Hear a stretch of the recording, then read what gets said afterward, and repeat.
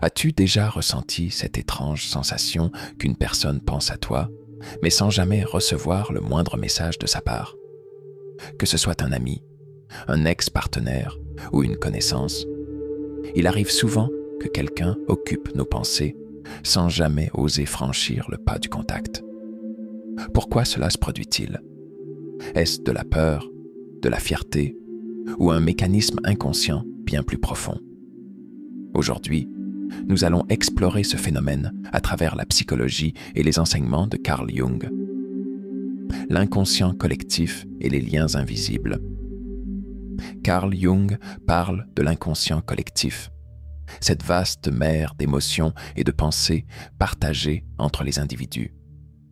Imagine un réseau invisible qui relie chaque personne ayant partagé une connexion forte. Nous avons tous vécu ces moments où, soudainement, un souvenir refait surface, comme si quelqu'un, quelque part, pensait à nous en même temps. Prenons l'histoire de Lucas et Emma. Inséparables au lycée, ils ont fini par se perdre de vue à cause des chemins que la vie leur a imposés. Pourtant, un soir, Lucas se surprend à penser à Emma avec une intensité particulière. Ce qu'il ignore, c'est qu'Emma, de son côté, traverse une période difficile et repense à lui comme un soutien du passé.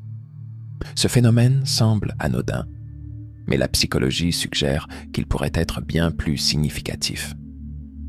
En réalité, nos souvenirs et émotions créent des liens psychiques subtils, activés par des moments de vulnérabilité ou de nostalgie. L'inconscient collectif agit comme un immense réservoir d'expériences partagées. Des études en neurosciences ont montré que nos cerveaux émettent des signaux électriques pouvant influencer notre état émotionnel. Lorsque nous pensons à une personne avec intensité, il est possible que cette personne ressente inconsciemment cette connexion. C'est ce qui explique pourquoi, parfois, nous recevons un message d'un ancien ami juste après avoir pensé à lui. Mais pourquoi ces connexions ne se traduisent-elles pas en action? Pourquoi Lucas et Emma n'ont-ils pas fait le premier pas? La réponse réside dans la façon dont notre esprit interprète ces signaux. Nous sommes souvent victimes d'un phénomène appelé rationalisation émotionnelle. Nous ressentons quelque chose d'inexplicable, mais nous cherchons à lui donner une explication logique qui nous empêche d'agir. Lucas pourrait se dire « C'est juste un souvenir, rien de plus », tandis qu'Emma se dira peut-être « S'il voulait me parler, il l'aurait déjà fait ». Ce réseau invisible de pensées et d'émotions fonctionne un peu comme une toile d'araignée. Lorsqu'un fil est tiré, toute la structure vibre légèrement, influençant ainsi ceux qui y sont connectés. Ce concept est fascinant, car il montre que nos relations ne disparaissent jamais complètement. Elles deviennent simplement silencieuses, en attente d'être ravivées. Ainsi, la prochaine fois que quelqu'un te traverse l'esprit avec insistance, demande-toi si ce n'est pas un signe qu'il ressent la même chose. Peut-être que cette personne attend, tout comme toi, un geste, une preuve que ce lien existe encore. Les barrières psychologiques, peur et fierté.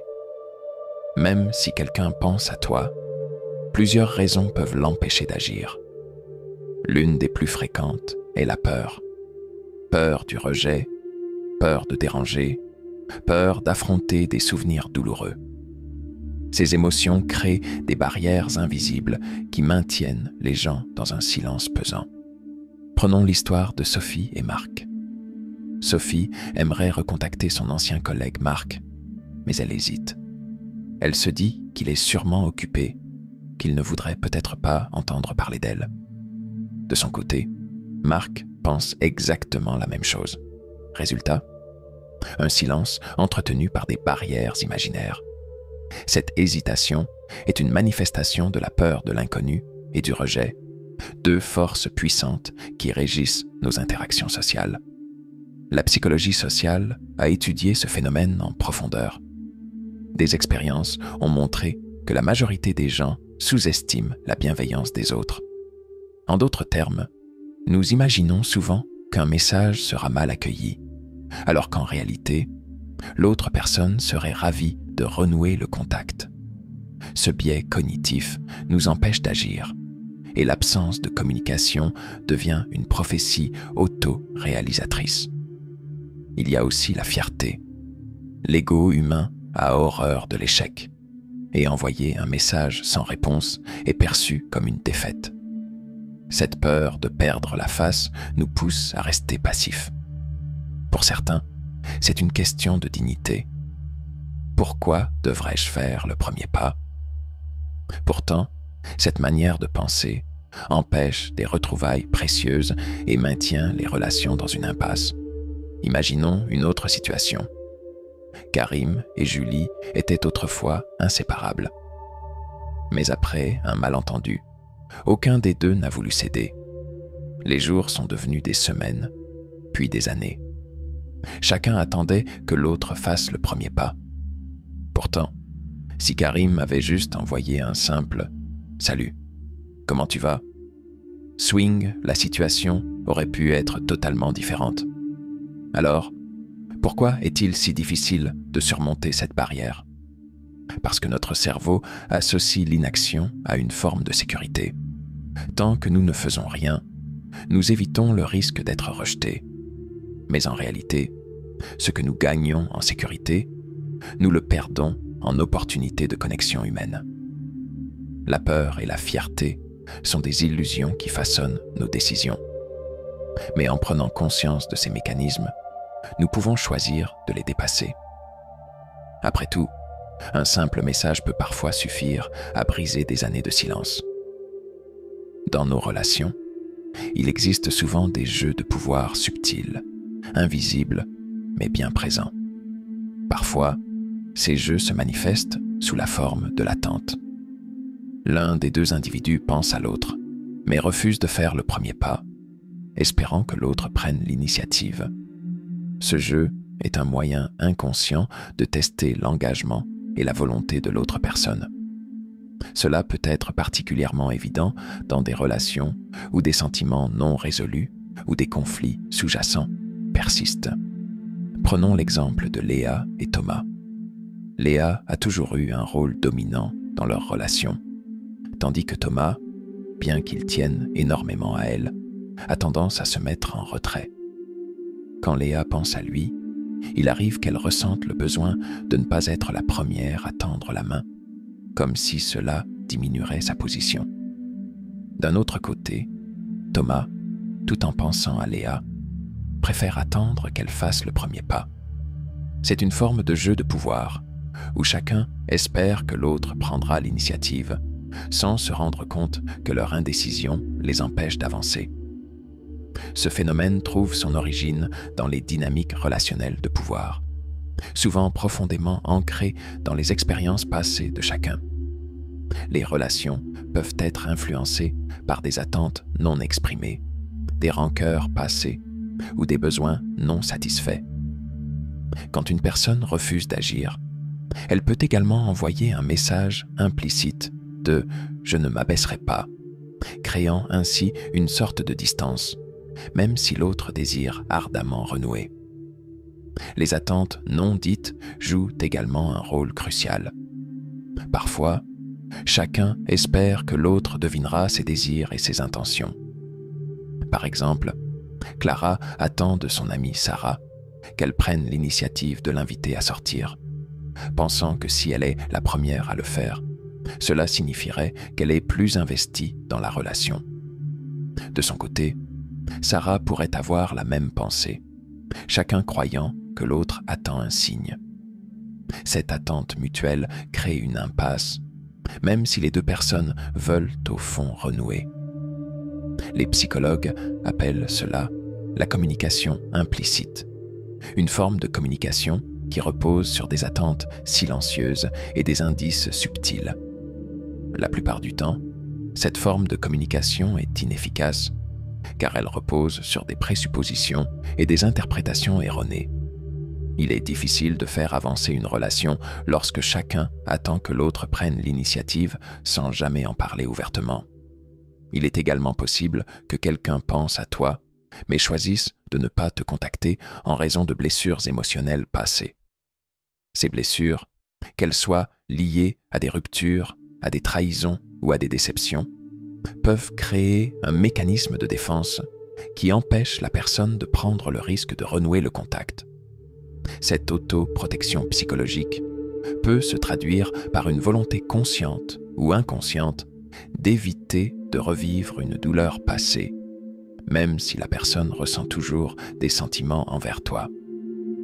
Prenons l'exemple de Laura et Victor. Ils ont été en couple pendant plusieurs années avant de se séparer à cause de l'infidélité de Victor.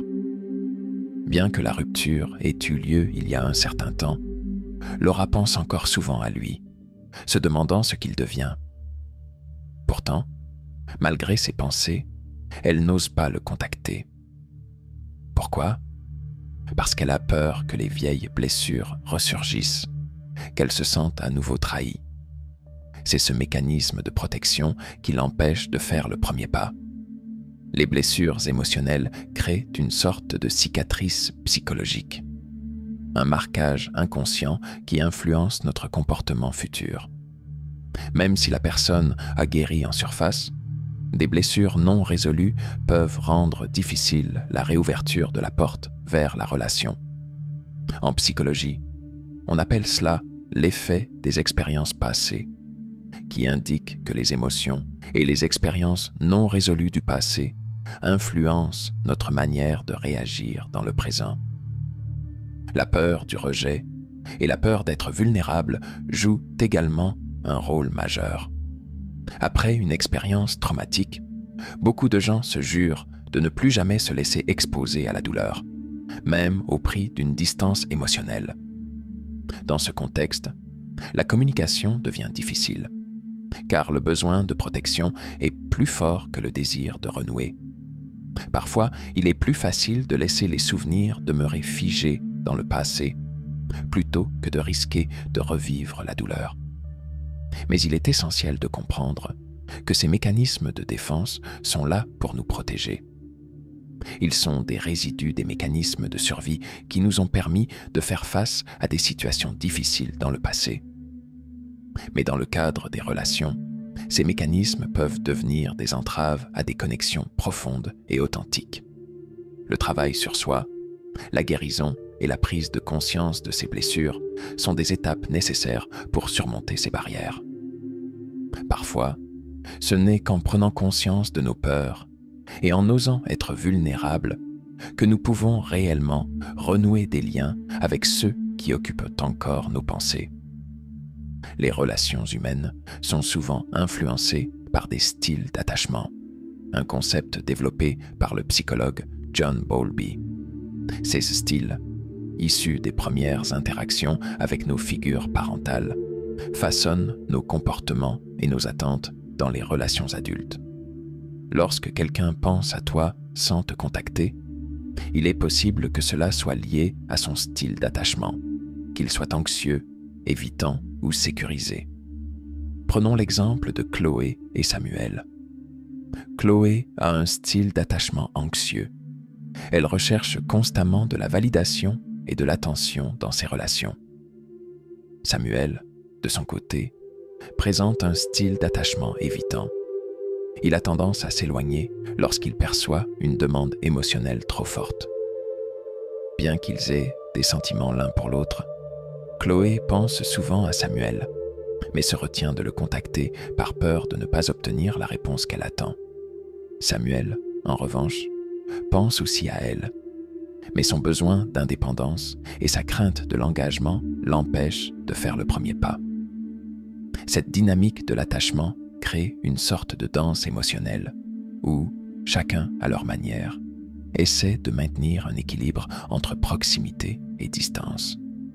Chloé cherche désespérément une confirmation de l'amour de Samuel, mais le manque de réciprocité immédiate la fait douter et retarder son action.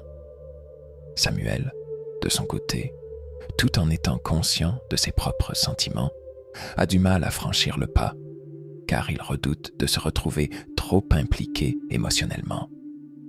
Les styles d'attachement peuvent donc jouer un rôle crucial dans la manière dont les gens gèrent leurs émotions et leurs relations. Lorsque ces styles sont en conflit, comme dans le cas de Chloé et Samuel, les deux parties peuvent penser à l'autre, mais se retenir d'agir par peur de se mettre en situation de vulnérabilité. Ce mécanisme est un sous-produit des peurs d'abandon et de rejet, qui, même lorsqu'elles sont inconscientes, influencent fortement nos décisions. Les psychologues suggèrent que la prise de conscience de son propre style d'attachement et de celui de l'autre peut permettre de mieux comprendre ses comportements. Lorsqu'on est capable de reconnaître pourquoi on hésite à entrer en contact ou pourquoi on évite de le faire, il devient possible de sortir de cette dynamique de fuite et de rapprochement qui paralyse la relation. Un autre facteur expliquant pourquoi quelqu'un pense à toi sans te contacter peut être lié au rythme de la vie et aux priorités qui évoluent avec le temps. Parfois, une personne peut te traverser l'esprit en raison de souvenirs heureux, mais ses obligations et ses priorités actuelles font qu'elle choisit de ne pas prendre contact. Cette distanciation est moins liée à une volonté de couper le lien, mais plutôt à un changement d'état d'esprit ou à un contexte de vie qui ne permet pas d'agir sur ses pensées. Prenons l'exemple de Jeanne et Julien. Ils se sont rencontrés dans un cadre professionnel et ont partagé des moments forts. Mais, avec le temps, Julien a pris un nouveau travail dans une autre ville et ses priorités ont changé. Bien qu'il pense souvent à Jeanne, il est constamment pris dans ses nouvelles responsabilités et ne trouve pas le temps ni l'énergie pour renouer le contact. Jeanne, de son côté, se demande pourquoi Julien ne lui a jamais écrit, alors qu'elle pense à lui de temps en temps. Pourtant, cette absence de communication n'est pas le reflet d'un manque d'intérêt, mais plutôt du fait que Julien, malgré ses souvenirs, est dans une phase de sa vie où ses priorités se sont réorientées vers d'autres aspects, comme sa carrière et son nouveau cercle social. Le changement de priorité est une réalité que beaucoup d'entre nous connaissent. La vie professionnelle, les responsabilités familiales, ou même un déménagement peuvent transformer notre manière de percevoir les relations passées. Dans ce contexte, quelqu'un peut penser à toi de manière sporadique, mais l'action de te contacter devient secondaire, voire négligée, car d'autres préoccupations prennent le dessus. Ce phénomène est souvent perçu comme de l'indifférence, mais en réalité, il est souvent lié à la manière dont une personne redéfinit ses priorités en fonction des circonstances de sa vie. Ces changements ne signifient pas nécessairement que la personne t'oublie ou ne t'apprécie plus, mais qu'elle navigue dans une phase différente de son existence où ses ressources émotionnelles et son attention sont redirigées ailleurs. Dans notre ère numérique, les réseaux sociaux ont un rôle ambivalent. D'une part, ils facilitent la communication instantanée et rapprochent les individus. Mais d'autre part, ils créent des illusions de proximité qui peuvent rendre les contacts réels superflus. De nombreuses personnes, bien qu'elles pensent fréquemment à d'autres, ne ressentent pas la nécessité de les contacter directement, car elles peuvent suivre leur vie en ligne. Les photos, les statuts et les stories créent l'illusion de voir et de savoir ce qu'il se passe dans la vie de l'autre sans avoir besoin d'engager une conversation directe. Prenons l'exemple de Clara et Lucas qui se sont perdus de vue après le lycée. Bien qu'ils se croisent occasionnellement sur Instagram, où ils aiment les publications de l'autre, ni l'un ni l'autre ne prend l'initiative de renouer par message. Clara pense à Lucas régulièrement, mais voyant ses photos et ses publications, elle se dit que tout va bien pour lui et qu'il n'y a pas besoin de la déranger. Lucas, de son côté, fait de même. Cette illusion de proximité numérique crée une sorte de barrière, car les réseaux sociaux deviennent un substitut à la communication réelle. Le paradoxe des réseaux sociaux réside dans cette capacité à nous rapprocher tout en nous éloignant. Au lieu de chercher à établir un lien réel et personnel, les individus se contentent de gestes superficiels qui ne traduisent pas un véritable désir de reconnecter. L'échange de likes et de commentaires peut occulter le besoin profond de renouer, car il est plus facile de se contenter de cette forme de contact distant qu'est le monde virtuel. Un autre élément à prendre en compte lorsqu'une personne pense à toi sans te contacter, c'est la croyance largement partagée du timing parfait. Dans de nombreuses cultures, il existe une idée selon laquelle il y a un moment idéal pour tout et que les choses doivent se produire de manière naturelle, au moment où elles sont destinées à se produire. Cette notion peut influencer profondément les décisions des individus quant à l'opportunité d'agir. Parfois, même si quelqu'un pense à toi, il préfère attendre ce moment parfait pour établir un contact, pensant que le destin ou l'univers a un rôle à jouer dans cette reconnexion. Imaginons que Marie et Olivier aient partagé une belle histoire d'amitié au lycée, mais que, par la suite, leurs chemins se soient séparés. Aujourd'hui, bien que Marie pense fréquemment à Olivier, elle attend inconsciemment que la situation idéale se présente pour renouer le contact. Elle se dit « Peut-être que si je le revois un jour dans un endroit particulier, cela signifiera que c'est le bon moment. » Olivier, quant à lui, se dit exactement la même chose. Aucun des deux ne franchit le pas, attendant que l'univers les guide vers ce moment supposé parfait. Cette idée de timing parfait, souvent liée à des croyances culturelles ou personnelles sur le destin, empêche les individus d'agir immédiatement, car ils croient que leurs actions doivent être alignées avec une sorte de flux naturel. Cependant, en attendant ce moment précis, les occasions de renouer se perdent souvent, et la relation reste figée dans une attente qui peut durer des années. La psychologie derrière ce phénomène réside dans la tendance humaine à rechercher des significations profondes et un sens à nos interactions.